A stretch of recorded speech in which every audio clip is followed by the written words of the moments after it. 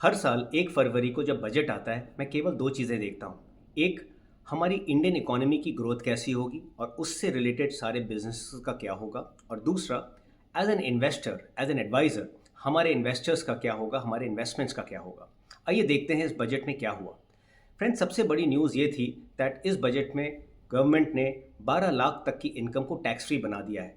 Now let me give you a little context. Budget आने के पहले हो क्या रहा था? There was a deep slow down in the economy, corporate results अच्छे नहीं आ रहे थे और ट्रंप की वजह से काफ़ी अनसर्टिनिटी थी। एक्सपोर्ट्स पर काफ़ी दिक्कत थी क्योंकि टैरिफ्स आ सकते थे। ना किसी भी कंट्री को अगर ग्रो करना है तो वो केवल दो ही चीज़ कर सकती है। पहला, एक्सपोर्ट, और दूसरा, अपनी डोमेस्टिक कंजम्पशन को बढ़ावा देना जिससे ग्रोथ हो।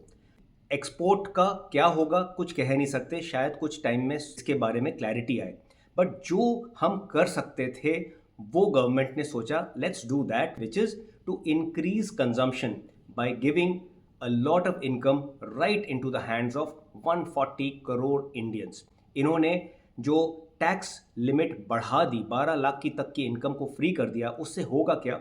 आदमी के पास पैसे आएंगे तो वो अलग अलग इंडस्ट्रीज़, अलग अलग चीज़ों के ऊपर अपना खर्चा बढ़ाएगा। जैसे ट्रैवल हो गया, जैसे कार्स हो गई, जैसे इलेक्ट्रॉनिक आइटम्स हो गए, या इन्वेस्ट करेगा।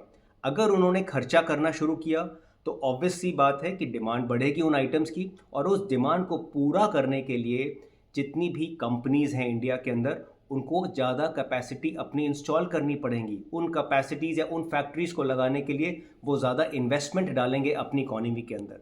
उससे आपकी पूरी साइकिल एक बार घूमेगी, and this is a long lasting effect for continuous and sustainable growth in the economy. और दूसरा, अगर कंजम्पशन नहीं किया तो उसके पास जो एक्स्ट्रा पैसे हैं वो इन्वेस्ट करेगा, और इन्वेस्ट करेगा तो वापस कैपिटल मार्केट के अंदर जो पैसा आएगा that is again going to create a lot of investment into the economy.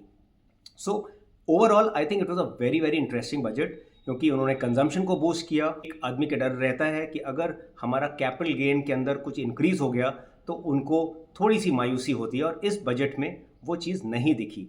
Plus उन्होंने जो पहले जो केपेक्स कर रही थी उसमें भी बहुत ज़्यादा चेंजेस ना करते हुए, हालांकि थोड़े बहुत बेनिफिट्स उसमें और आ सकते थे, but overall I think it was a wonderful budget and it is a pro growth from a long term perspective for all investors and especially for people who are in it for the long term.